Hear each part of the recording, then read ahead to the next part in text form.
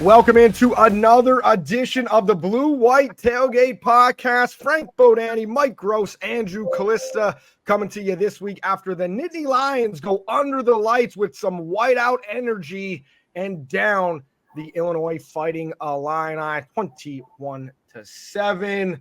Gentlemen, the Coach Franklin wanted whiteout energy. He got it. Just overall, what did you guys think from being up in the box about the energy in Beaver Stadium Saturday night? Frank, you go first. I had a first-time fellow reporter there, never been to a Penn State game, and he was taken aback a little bit by the swaying of the press box. He was not – he heard about it, but he was a little antsy about this. So, yes, they did bring – the energy, and it's going to be probably Penn State's only night game at home this year. So I think fans kind of knew this, and I think they were, took it for everything it was worth. And, it's definitely, it definitely plays a factor when Illinois has the football. You could see it. It gave them a help. And I think maybe more so, most was at the end of the first half.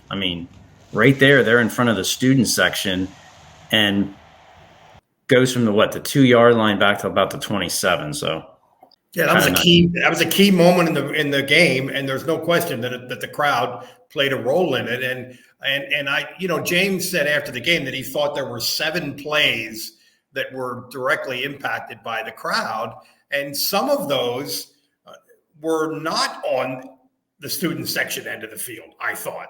So the way they brought the noise on both ends for the whole game, I thought was pretty impressive. How does he know that there's 7 plays soon as he comes in? I don't know. That's awesome. Funny that he came up with that exact number. But have you guys seen the size of the staff and the amount of people they have? Somebody is definitely charting. They should be charting. They chart everything, Frank. Somebody should be charting it. Yeah, you're right. That's very correct. You never know. Under Sandy Barber, we might have an associate AD of false starts, illegal shifts now in the athletic department. Yeah, I don't think there's any way around it. You got to do what you got to do. Yeah. We'll ask Pat Kraft about that. Maybe that'll be another position that gets added. So the big story to me in this game was Penn State's offensive line. Illinois is a hard team to run against, supposedly. They're a hard team to block because of Brett Bielema and all the stuff he supposedly does with fronts and so forth. So if you look at it and you say are you more bullish about this Penn State team than you were a month ago? Well, if the answer to that question is yes, I think it's because the offensive line that lost 3 starters to the NFL was as dominant as it was last night or Saturday night. Absolutely, because here's the deal. Penn State has had some decent offensive lines over the last 25 years, 30 years, but I don't really think a great one, especially when Penn State fans who are old enough remember from 1994 and before. 94 was a tremendous offensive line. And I think maybe people are a little hesitant to know what to expect from the offensive line because every year we hear it's going to be better than it was last year. This is the year. And maybe this could be. I think we have to wait and see a little bit. I think we'll know more in 2 weeks. But that was that. I think here's what people too forget is that sets the tone really a lot of times for everything else in the game. Like the most important unit on a football team. Right. Because it flows, the energy, and Drew Allar talked about it today. He said kind of almost starts a little bit with the 2 running backs, their physicality, how their physicality blends into the offensive line and then goes in really the rest of the team, that energy and the way that they can dominate an opponent face to face. So, yeah. And maybe the offensive line has some upside even because Nick Dawkins is a first-year starter. There are a lot of new guys that they're using there. Right. Cooper Cousins is coming. There's no doubt about that. They might be able to get better. I think based on what your guys are saying, and I would agree that they could definitely get better, that finally under James Franklin, we've hit a point where consistent offensive line play, and now it's on an upswing to where they should be able to peak or plateau to being a very good unit. As you mentioned, Cooper Cousins is coming. I mean, that guy is a stud as a freshman coming into to Penn State. I was impressed with just, overall the offense, being able to run the football. And you guys know I was a little bit nervous because I thought Brett Bielema was going to have his guys ready and they were going to out physical Penn State. I don't think that happened. Nope. At the same time, as I'm, giving props to the offensive line the first half, and I can't believe I'm going to say this. I know the defense had a hell of a job in the second half, but in the first half, it seemed like Illinois was able to go through them kind of however they wanted, especially on the first drive. And if not for that bad snap, right before the half, we're looking at possibly a deficit, or should have been a deficit, 14-7, Penn State going down. I mean, people in our section, they were freaking out over the defensive plays. They're like, we should be shutting these guys down. Luke Altmaier, who's this guy? Any concern from you guys in the first half from the defense? Pattern of slow starts to games just generally, I think has been weird and an issue. It seems like it's almost like a pitcher who needs to just throw ball one and then start working the count or something. That almost feels like how Penn State is. The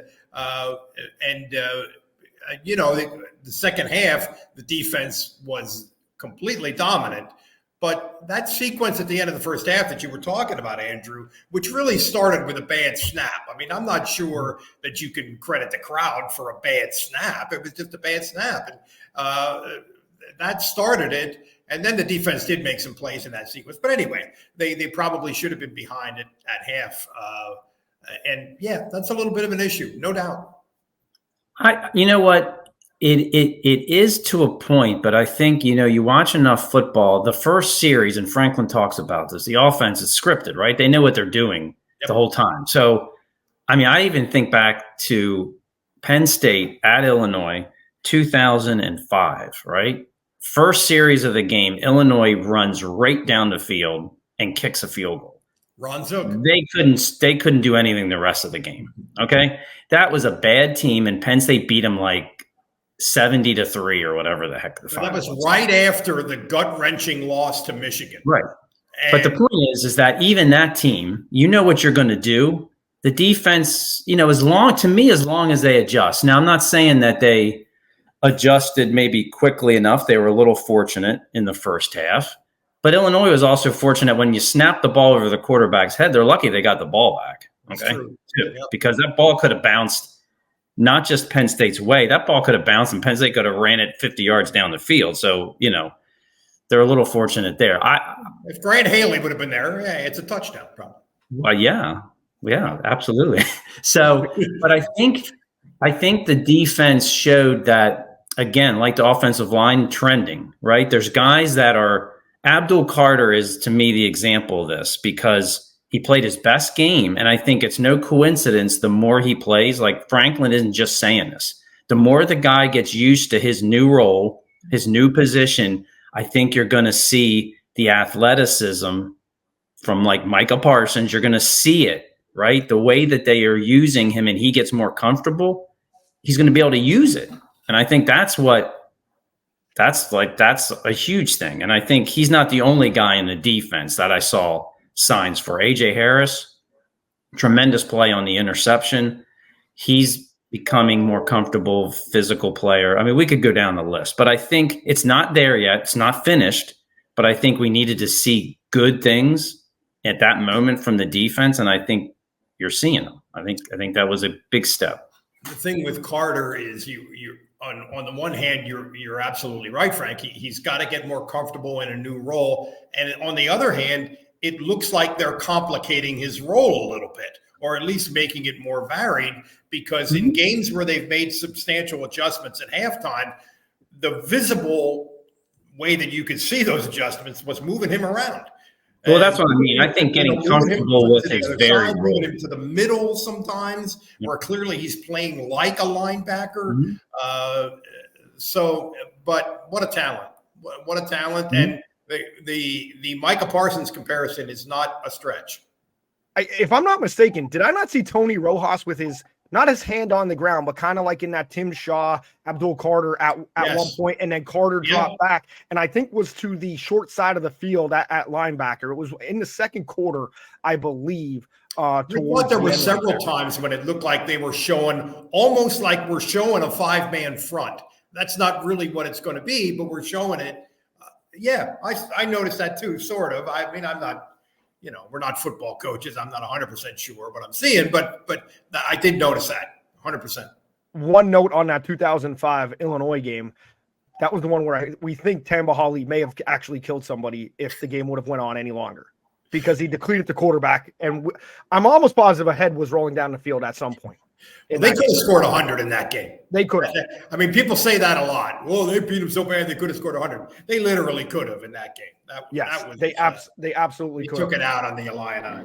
Let's give out some Lions roar. I'm going to go first. I'm going to take Zane Durant. I thought that guy played an amazing game. I thought he's coming into his own. He was just eating people up with quickness, underrated. And, people look at tackles and kind of stuff, and they don't really look at what he did to make a tackle. They're only looking at stat sheets. And I thought Zane kind of like lived in the backfield. And not only that, I think he's making Abdul Carter's job a little bit easier with the pressure he's able to get up during pass plays and collapse that pocket a little bit so any quarterback can't escape coming forward. I mean, I don't know what you guys think. Yeah, I'm with you. I think that defensive tackle position, you really can't look at tackles for that position in particular.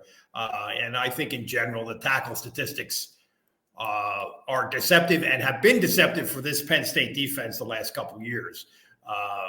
But I'm with you on that. That's a good call.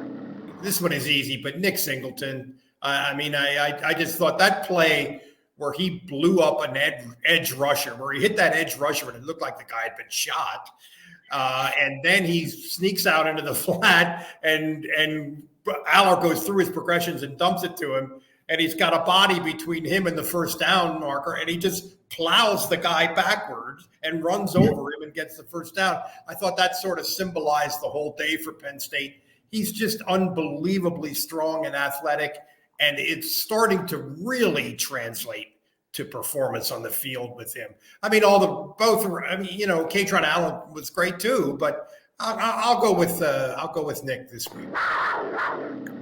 I will. I really want to. I'm going to double down a little bit. I'm going with both of those guys because, and Katron does get, I think, forgotten a little bit, but it's the combination of the physicality that I think is so impressively intriguing going forward, because I think that's what this team needs. Now you combine it with the offensive line, but if you're going to go in to fly 3,000 miles away and play at USC in 2 weeks, they were a little suspect against Michigan's run game. To me, you have to physically take over a game like that. That's if right. You That's want to win. Yep. That is the perfect chance. And I think Penn State finally may have the physicality, we'll say it, the ass kickers, to do it on the road against the top 20 team. To me, that's the recipe for beating a team like that, is the physicality. And if you have one guy that does it, great. But Penn State has two running backs who I think can deliver that. And I'm already waiting to see how that translates, because I think that's huge going forward for them. I liked how you saw kind of parts of the game from each running back. They're taking it from their partner. Nick Singleton, in the past has bounced a lot of things outside. Now he's, finding those seams and going forward. Katron Allen, we saw him bounce a couple balls outside our Nick Singleton has done in the past. And I just think they're both being mature. I love watching Katron Allen's feet. Ever since that game at Auburn, he's just been a treat to watch. And I've always thought his feet were spectacular. Mike, you kind of stole my unsung moment. I had this noted at 12:44 left. It was 3rd and 7. And that's when Nick Singleton ran the guy over on that 3rd down. So I guess I got to come up with another unsung moment here. And I'm going to go with Kobe King, because I thought he had 2 tackles at 2 different times in the game. That in the second one on the screenplay from Illinois was one that kind of jump-started the defense and gave him an intensity. Mike, I know you already gave Nick a shout-out with the pickup on the blitz. Frank, do you have any moments that you saw as key to a Penn State victory in this one? Well, I mean, that whole goal line scenario that we discussed at length, I mean, that's a different game.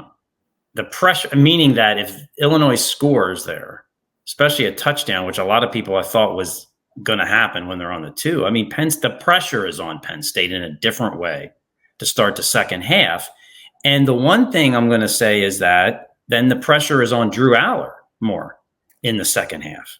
So we still have to see Drew Allar under pressure going forward, how he reacts, because that's, I think, something stuck in people's minds and will stay stuck in their minds until he plays a game that's bigger and the pressure is on in the second half.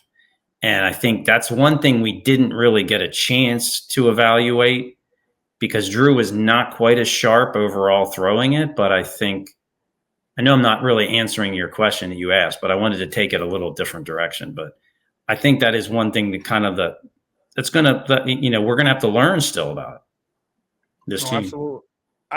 I agree with everything you said, and this is a perfect segue because I was going to Drew Allar next. But first, we have to address for those watching on YouTube. Mike, are you okay? Wave your hands if you're not. I'm fine.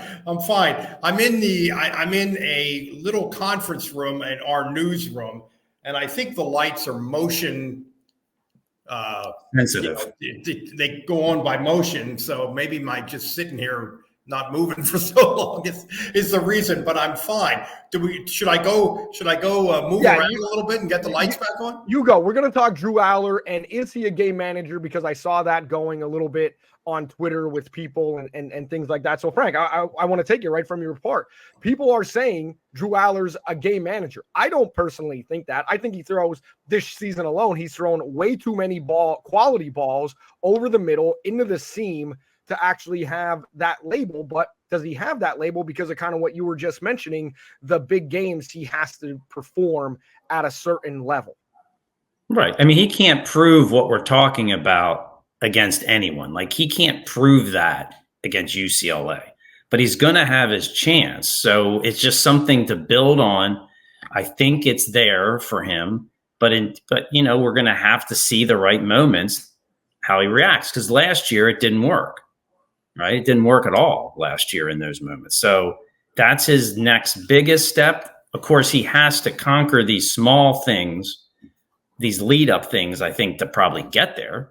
And so far, so good. I wouldn't have any complaints at all about him at this point. The biggest thing, in all these games that stands out is his much improved ability to move around in a pocket, stretch plays, and actually pick up first downs with his legs. Yeah, if you look at the Illinois game, sort of out of the context of everything else, it's reasonable to describe him as a game manager because they just did not feature him in that game, and no turnovers. And again, this is something that nobody talked about much in this Illinois matchup. Illinois was 4-0. Largely, a big part of that was a lot of takeaways and a really positive turnover margin, which Penn State had no turnovers and won the turnover battle in that game, critically so. And again, Drew Allar always has to get some credit for that, but this was not his game. They didn't throw it much. I thought he was just okay. Again, the wide receivers are kind of MIA, but this just wasn't his game. I mean, you have to see the bigger picture, I think. For a quarterback is highly rated, a lot of pressure on him. We heard that he met with Kerry Collins or has spoken to Kerry Collins. I kind of shouted that out, that I would like to see that happen. So that's cool, even though his history may have been a little bit off about what the 1994 team did. But for a guy not to force the issue about when he's not being the guy, I think that's a sign of maturity. I think that's good for Penn State. Yeah, I think I agree. He's in his third year, his second year as a starter. It's very evident. And again, Illinois was not the game on which Drew Allar is going to be assessed or remembered or anything else. All right, what didn't you like? Because I had a bunch during the game. The block in the back, I didn't like. I think, they're really missing Kevin Winston. I know the defense again, but they're really missing Kevin Winston Jr. I just think he's a big loss. Penn State needs to get him back. And the kicking game, oh my. Like, oh my. Yeah, that's the thing. Those are the things that everybody would say. I mean, there were a lot of asterisks with this performance, as good a win as it was. It's weird that they keep having dumb penalties. I mean, if it's interference calls, then maybe you can look at how we're teaching guys how to cover or something. Adjust something. This is just dumb stuff. The Zion Tracy thing was Exhibit A. And then, some of the it seems like week to week, certain wide receivers are just not part of the game plan in a way that doesn't seem like it's opponent specific. If you asked Franklin about this on a Monday, he would say, well, we always have different approaches for different, but like Amari Evans was almost MIA on Saturday. Why? Didn't start, didn't play much, did draw an interference call, but other than that, didn't do anything. So there's some things like that. The slow starts, which we talked about, and I think he's going to have to change the kicker. Frank is the Beats foremost expert on special teams. So yeah, let's let him address that kicker thing. Absolutely. I mean, it's a weird position where I think every so often you're going to just simply have trouble with it. Penn State isn't the only school, even though fans think it, that has that's going to have problems suddenly with a kicker, because it's the strangest position to try to figure out on the entire field, because Sander Sahayak could be kicking everything perfectly in practice. He gets to the game, and for whatever reason, he's not missing by a lot, but he's missing. He's not doing his job in the game. Yeah. But this isn't the first time this happened. Last year, James Franklin pulled him immediately. Go back to go back to Bill O'Brien's first year. Sam Ficken didn't get pulled, maybe because they didn't have anybody else. I don't know, but he worked it out. So I think it seems like I would expect to see a different kicker, but we don't know. We don't know. What's going on with the two guys behind him either. I think it's just one of those things where that's the big thing. The rest of special teams, I don't understand why there's not another guy on the roster, why they have to go with a partially injured punt returner. That's your best deal. I know that there's other things than catching the ball, but you got 45 guys on that roster who are running backs, defensive backs, receivers, whatever. Yeah.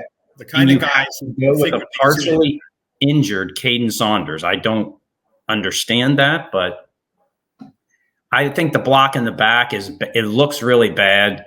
Zion Tracy will never do that again. It's just, everybody saw it. It was not needed, but I think some of that they can clean up. And I think some of it on defense is partly who they got. And I think you can try to rein in Abdul Carter and those ends and stuff from jumping, but I think it's partly of who they're made of. And I think they're going to have to change it, but I think they will. I don't think it's quite as alarming. I think it's more of a situational thing.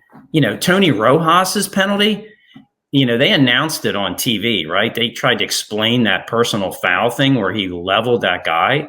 Okay, so that's a letter of the law, maybe call, but that's ridiculous in a way. I mean, that's just my point is that I think some of that is going to get fixed. I don't think I think it looked bad. It's looked bad. I think it's going to get fixed. So the Tony Rojas play was almost like the refs forgot that he was the defensive player, and they sort of called him for a crackback block kind of thing, which is I'm not seriously suggesting that, but that's almost what it looked like and felt like. I don't know. And I think you're probably right, Frank. The letter of the law, though, is that they explained it, that it's still okay. He still cannot hit a guy. But my point is, what is he like? I guess I'm going along with Franklin. What's Tony Rojas supposed to do? Yeah. Try to run around him? I mean, that guy's going to try to block him. That guy's going to try to hit him, obviously, because it's football. It's blocking and tackling. Come on.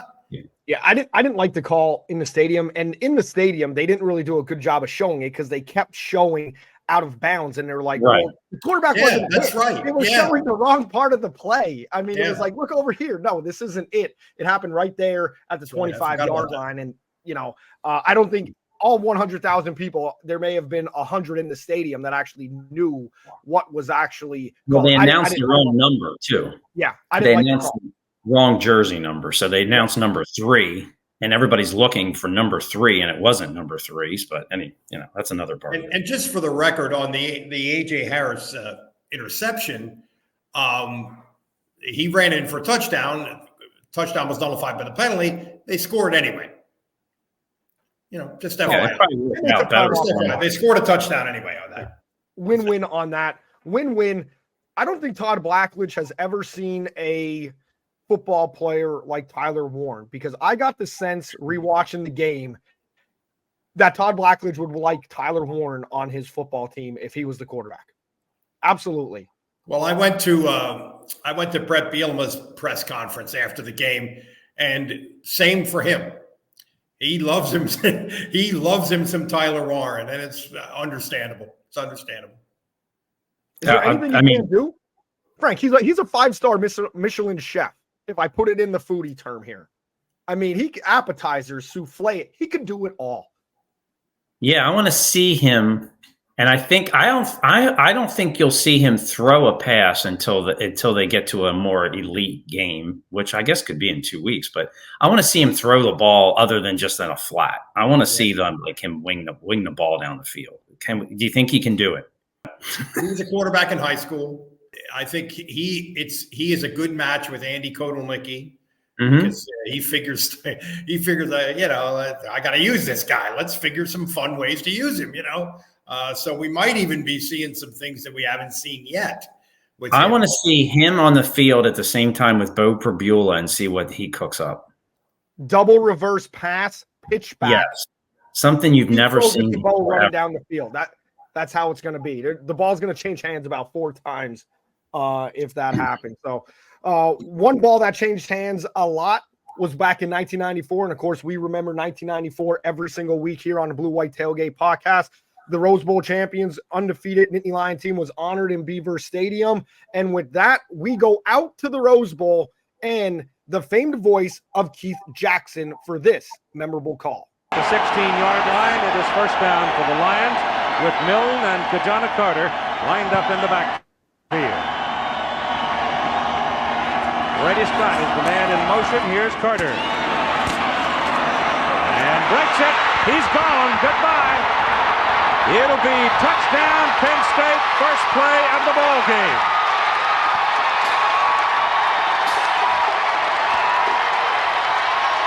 It goes into the books as 83 yards.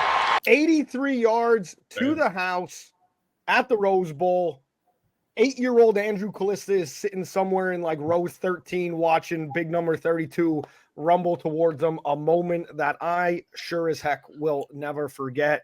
Guys, how cool was it just seeing the 94 boys, hanging out pregame and just, Kyle Brady banging the drum right there on NBC and stuff like that. I don't know what that was about, but, it was awesome. And just seeing the guys like interact for me, I mean, I was like a kid in the candy store. I really was.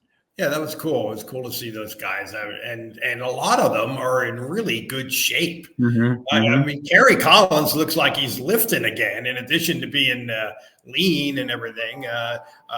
But a couple points about that play that we just saw. One, the national championship was probably decided the day before when Nebraska beat Miami, so they knew. We're probably not playing for what we hope to be playing for. And then they score on the first play of the game. It was almost like, as I remember that game, after that, it was almost like they kind of eased past.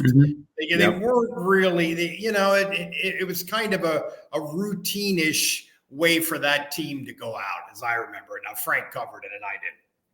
Yeah, absolutely was. I spent the night before the game in a bar with Penn State fans writing a story about their reaction to Miami and Nebraska, and you could see it everywhere. And the players talked about it, how they they couldn't get over it, and yet they still had to perform the next day. Yeah. So that was, to me, and that's the play that Kerry Collins, if you ask him, what play what do you remember from that season? He will talk about the play you just showed.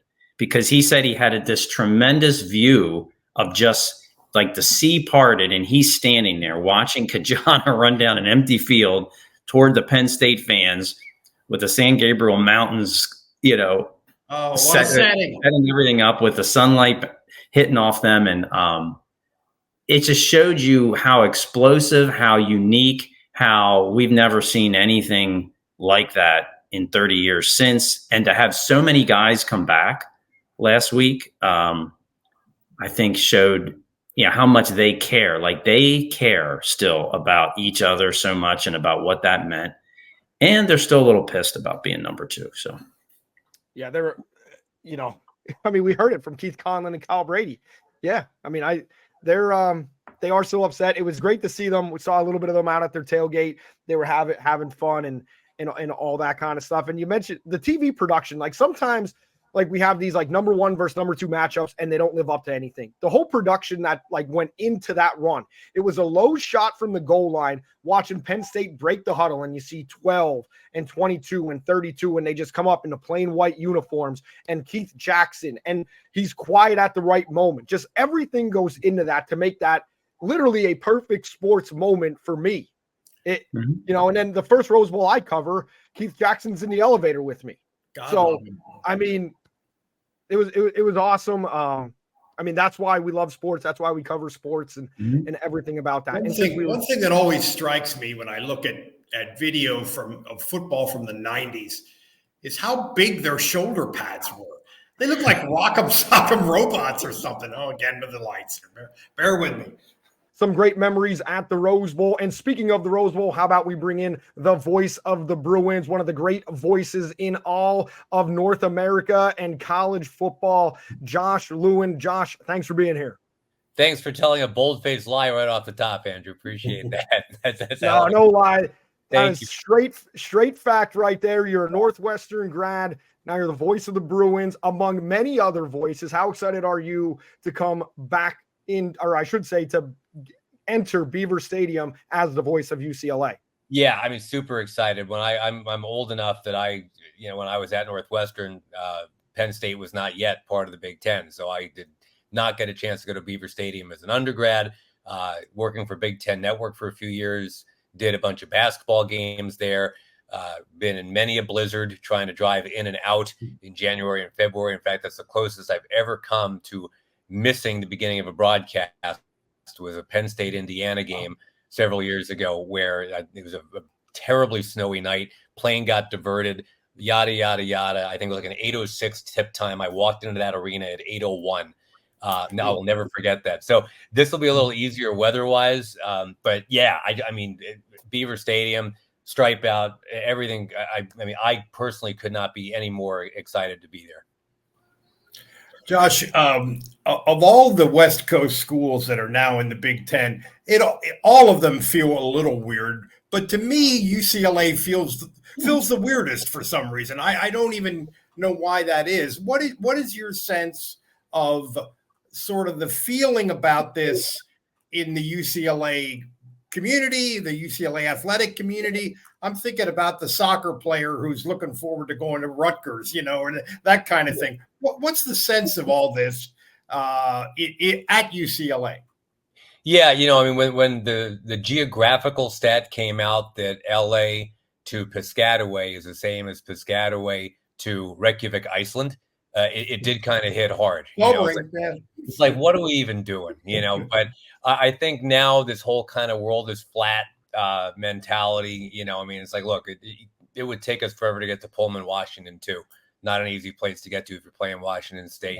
Yeah. Obviously you're still commuting across town to USC. That's easy.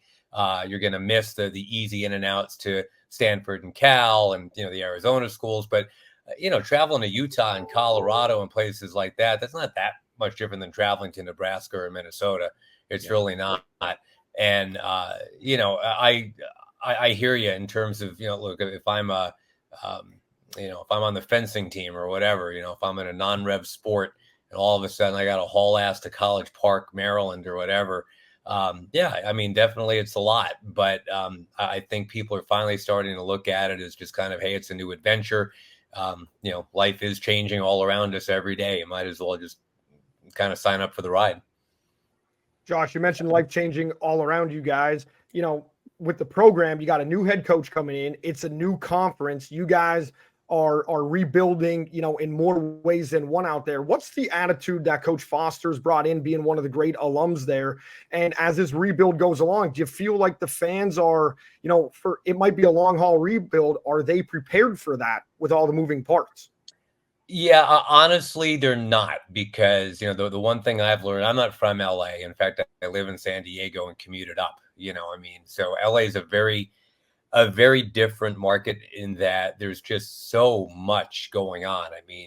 Everybody within 150 miles of State College is a diehard Nittany Lion fan, and that's to be understood. It's, to me, no different than living in the state of Kentucky and you're just, a huge ass Wildcat fan, no matter what. There's just so much going on in LA. So if you're not top dog, you just get forgotten in a heartbeat. The Dodgers could be in a World Series. You've got the Rams now, you've got the Chargers now. Hockey will be started with the Kings and the Ducks. The Lakers will be starting up and they're kings of the castle. The Clippers will be starting up. They're moving into a new arena. LA Galaxy and LAFC are the top two soccer teams in the entire MLS right now.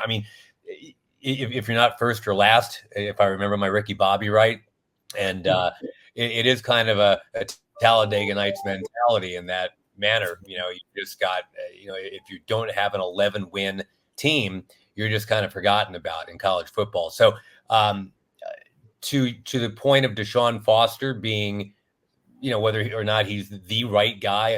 They love that he's an alum. They love his passion. They love his energy. He was given a really tough assignment. Chip Kelly left around Valentine's Day. Wasn't a huge surprise, but when you leave that late, it's like, okay, now what? Deshaun, had no runway to get done what he wanted to get done, recruiting or otherwise. So, yeah, I think everybody just kind of settled into like, okay, it's a tough schedule. It's a long year. The first two road trips were Hawaii and Baton Rouge. It's like, it's just the weirdest year ever. So it doesn't look great right now. It really doesn't. The one thing we thought we would see, because it's Deshaun Foster coaching and Eric Bieniemy as the offensive coordinator, and they've had a top 20 run game the last several years. It's like, okay, at least they'll have a run game. And they don't. The offensive line is really just not holding up. They can't protect the quarterback. So the offense has been super disappointing. They haven't gotten to 20 points yet. The defense actually has some guys. That's one saving grace, and you wouldn't know it to see 35 points being put up back-to-back weeks. But, they lost Leatu Latu, who was the number one defensive player taken in the entire draft last year. They lost, I think it was 40, maybe 42 sacks total from last year's team. It's a lot to ask to replace, but actually defense has held up okay. The offense just can't sustain anything. So it's been a slog. I'm glad we finally have a Ricky Bobby reference on this show. Happy to help. Long overdue. Deshaun Foster, his first sort of public introduction around the Big Ten was at Big Ten Media Days, when he seemed like he wasn't prepared for that and didn't quite know what it was. I kind of felt bad for him, honestly. I guess some people ripped him, but I kind of felt bad for him. But anyway, what I'm getting at is what kind of a guy is he to work with, to talk to, media relations? Obviously, there's a sales job that is part of the coaching job. How's he doing at that part of it? Yeah, he's super positive, super upbeat, and that will always serve him well. There's definitely the thought that he will keep improving as a coach, as a communicator, all that stuff, that the more he gets comfortable with this. The one thing that dawns on me is it's very different. Even if you spend 6 years in the NFL, go to a Super Bowl, score a touchdown in the Super Bowl. He's done a lot of things.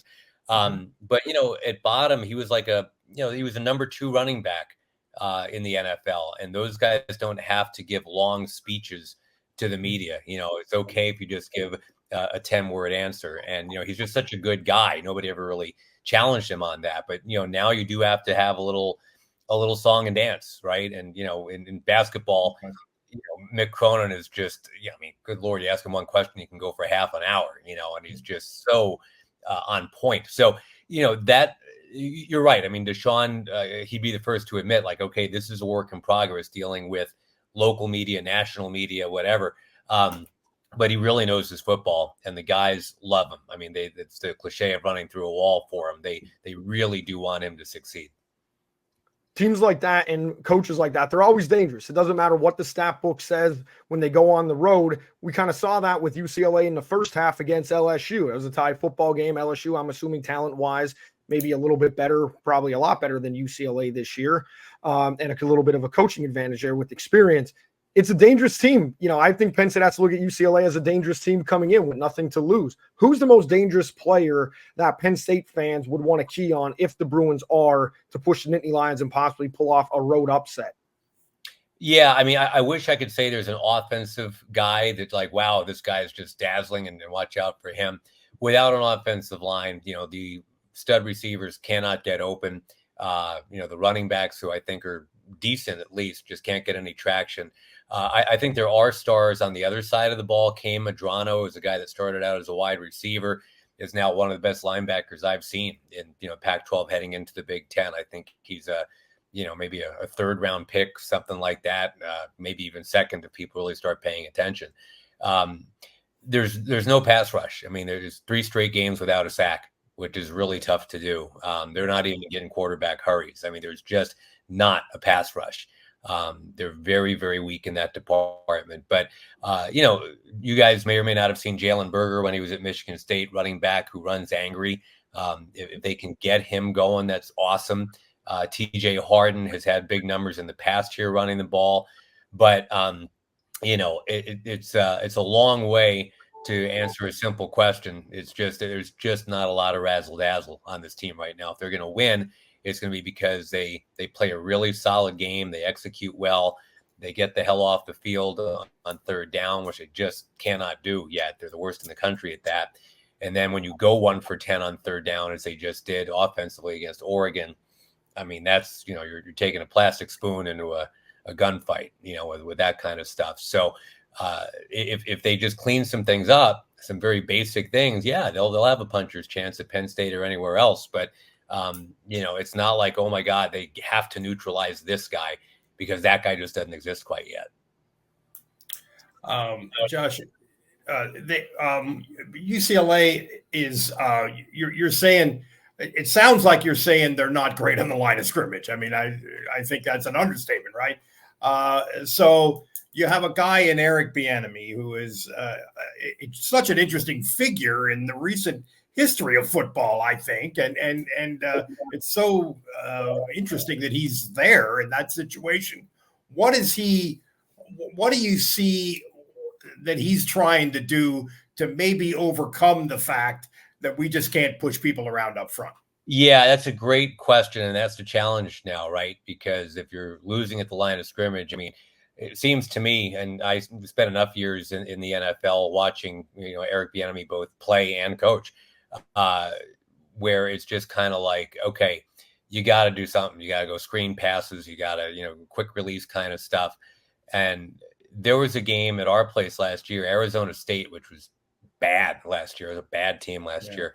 Came into our place, won by a couple of touchdowns with their 4th-string quarterback, and really no offensive line. It's just because they tried some really creative stuff and they had nothing to lose, like you say. So, it's getting desperate enough right now that is one thing I would be mindful of if I'm Penn State, is like, okay, we've seen that when it's just our guys lining up against your guys, we're kind of a court low right now. So we got to figure out some weird stuff to start breaking out. And they haven't done it yet. So, I think this is the time. It's, the big noon kickoff. The whole world is watching. I think if ever there was a time to, take the shiny wrapper off of something, it's going to be this Saturday. So I have not been to practice this week. I even if I wanted to tell you, like, oh, watch out for this, watch out for that, I haven't been there to see it. I just have a feeling that, yes, to your point, Eric is a brilliant football mind. And if it's time to come up with something, the time is now. Well, I'm definitely looking forward to this. I've always wanted to see UCLA play in person. Proud tradition out there. Definitely looking forward to the light blue, as I call it, and the gold helmets coming into Beaver Stadium. Josh, thanks a lot. Really appreciate it. And hey, we can hook you up with some great tailgates if you have some time after. Oh, I'm man, not sure what bring the it, flight bring schedule it. is. We are so looking forward to the entire experience. A stripe out, right? Is that what I'm hearing for this weekend? It is a stripe out. Okay. Stripe out for a new kick. There you go. Yeah, there you go. We opened at Hawaii in front of like 9,000 people this year, so this is going to be fantastic. This will be a little different than that. Yeah, be a little different. Thank you for having me, guys. Want to thank Josh Lewin a lot for stopping by. One of the great voices in sports on television across the country. And gentlemen, like the UCLA Bruins, you think this is a proud program, a lot of history, but this Bruins team and this Bruins program right now, it is a far cry from the Troy Aikman days. This team is struggling. Program is struggling. Absolutely. They are second worst in the country in running the football. Okay, not a good thing. Penn State already shut down a pretty decent running team. So I can't imagine UCLA is going to run the ball unless I think their only hope is if they have mercy on their injured starting quarterback and do not play him, because that could be devastating to his health. And they use their backup, which the kid's unproven, but I think he can run from what I hear a little bit. So that may be literally their only hope of any offense, because they scored 16 points, I think, against Hawaii. That's their only win. They have no offense. And I think it's shocking that we keep maybe saying this, but I don't know how you can function in this game, flying across the country, starting a game that's going to feel like 9 a.m. to them, when you have the problems that they have. They can't move the football. And so that's, to me, that kind of starts and ends there. They can't move the football, and their offensive coordinator is Eric Bieniemy, who not so long ago was the hottest coordinator on the planet at any level of football. It'll be interesting to see what he tries to come up with on Saturday in terms of, I'm guessing, like screens and stuff like that.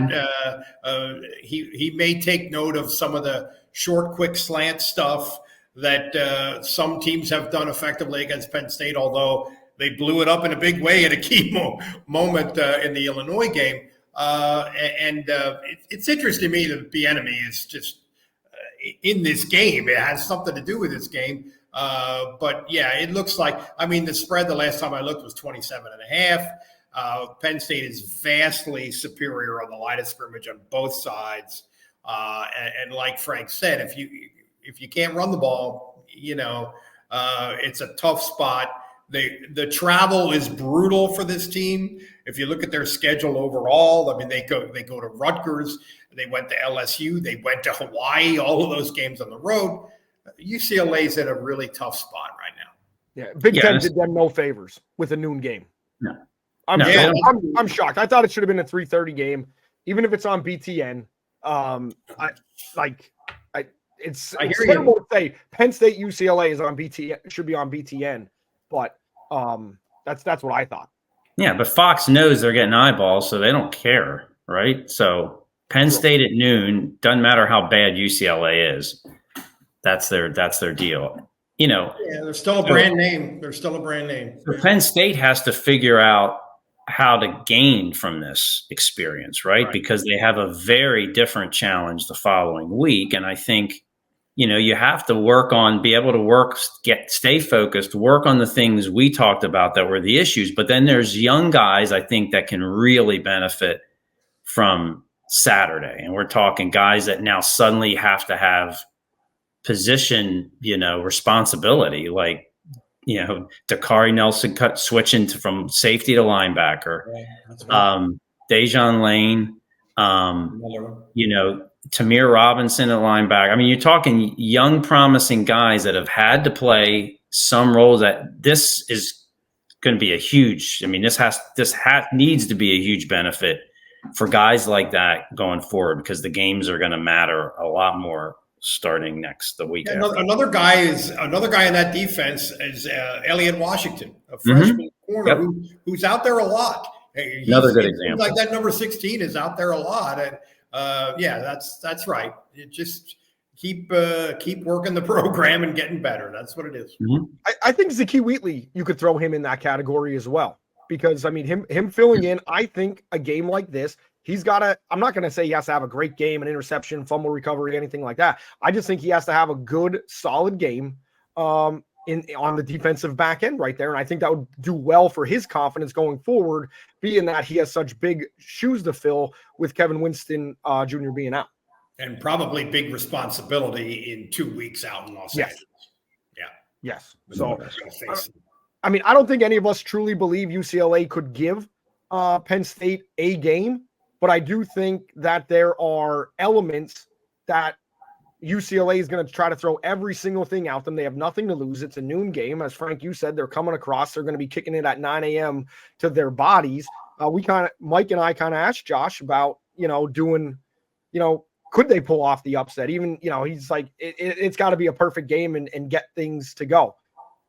Does that make, if you're a Penn State player, does that give you defensively saying, Eric Bieniemy, this guy's going to, we're going to see something we haven't seen yet this year?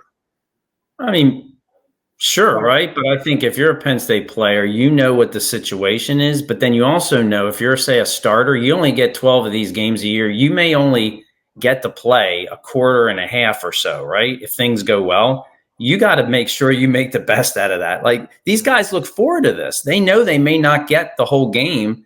So you're thinking, well, there could be that's got to be your focus. We got to make everything count. We got to enjoy it for what it's worth, because we may not be out there very long.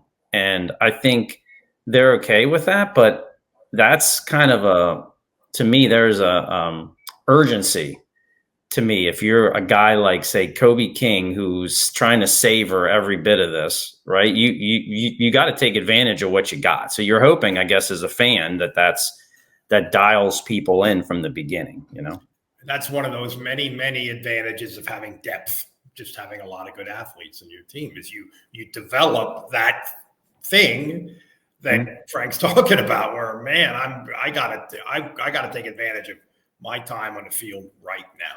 Right. Yeah, the only way Penn State or a team like them can be in danger in a game like this is if they turn the ball over multiple times. Yeah. So far, Penn State's not prone to do it.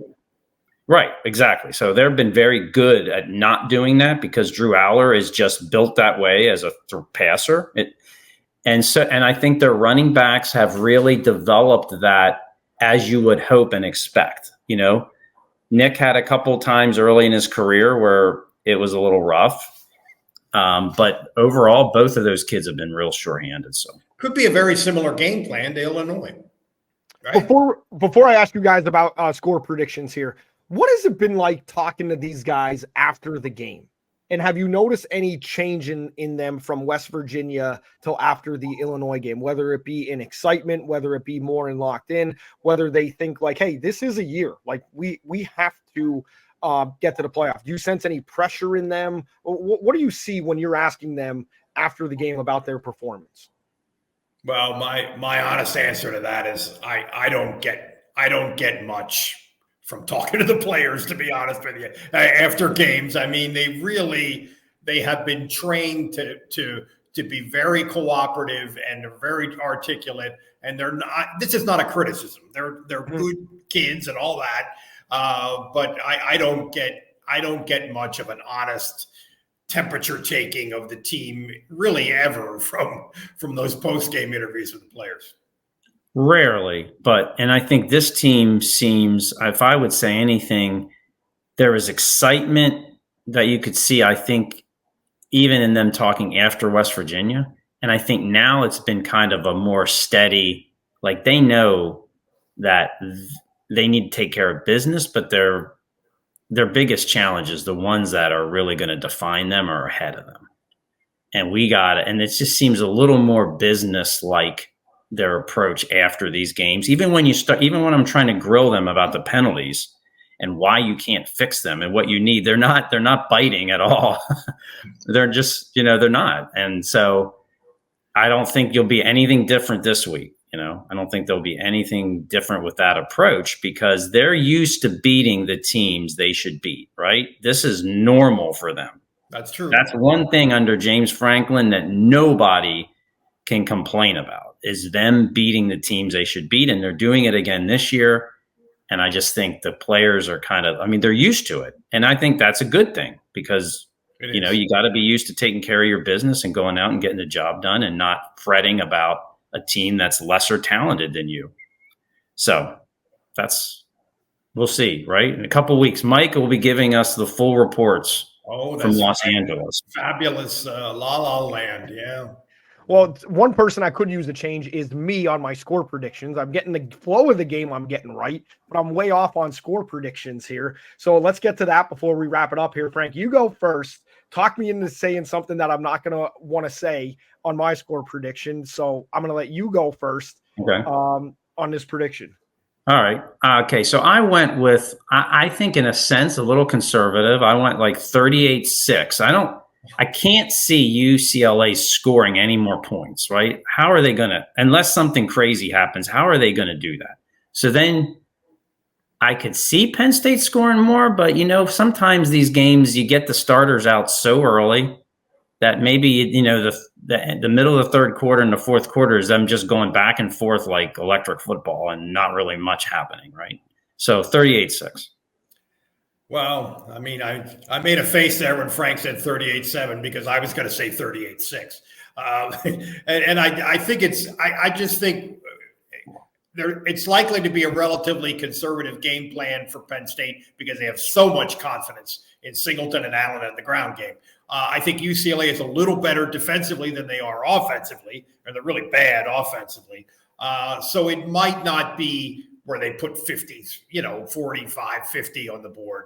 But I honestly was thinking 38-6. Andrew, could I add one more quick thing? Absolutely. Okay. So I really think, though, that Drew Allar is going to come out throwing the football because, one, UCLA is bad pass defensively so far. But I think there is a need to, hey, this UCLA can be taken with the pass game. Drew didn't really throw the ball much last week. He hasn't thrown the ball overall a whole lot the entire season yet, if you look at his attempts and such. I think they will try to throw the ball down the field early in the game before they get him out. So it seems like a play action type game, different than last week in that regard. Yeah, take a shot. Yep. Good game to come off it. Gives them good confidence going into USC. Yep. Test some throws out that maybe he hasn't made this year against a weaker opponent. Yeah, absolutely. So I was going to go with a shutout. 31-34-0 is what I was going to go with because I know James likes to pump that up about shutouts and in the game notes and everything else. And I know the guys really like it. I know after Illinois last year, they wanted that shutout and they didn't get it out there at Memorial Stadium. But I'm going to go 34. Frank saying 6 gives me pause. So I'm going to split the difference and I'm going to go 34-3 because Frank's a lot smarter than me. So I'm going to give UCLA a field goal. So we're all thinking very similar. Yeah. A late field goal or an early field goal? Oh, man. I'm going to say early second quarter field goal. Wow. And notice I was looking up. If you're watching on YouTube, I was looking up, which means please be specific. I don't know the truth. So early second quarter field goal. Wow. That's what I think is going to happen. Well, you're on the record, my friend. So, all right. Before we go, one of the great moments in college football history, the Auburn cheerleader. Not much has gone right down on the Plains. I remember I told an athletic staffer after Penn State played them, they needed to fire their coach. They followed through with that later on that year. I look like a genius. But Auburn cheerleader knocking out an Oklahoma football player. Guys, let's take a look at this.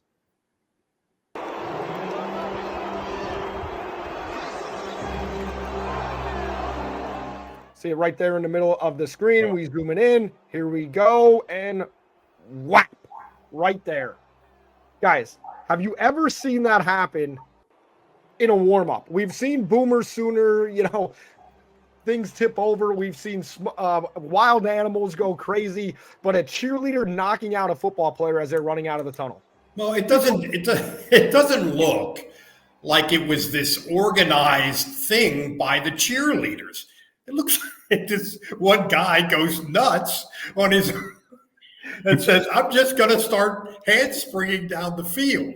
It looked like an action film. What is happening? Okay, but it was the best. Of course, it was the best hit that Auburn put on anyone all day. Anyone all season. We can make that case. It's been a while since Auburn's hit anybody right there. So, guys, that's a great episode. I love it. That player from Oklahoma is never going to live that down. from his teammates. Clearly. No. That's a resume builder for in 70 years, maybe 80 years, 90 years. Let's hope that young man has a long life. That might be a side note on a biography, an obituary, maybe on the back of the tombstone. I got 30 for 30. 30 for 30. I would love to see a 30 for 30 on that. All right, with that covers Penn State versus UCLA this week. We'll be back to get ready for after this one to get ready for the Trojans. Thanks for watching and listening to the Blue White Tailgate Podcast.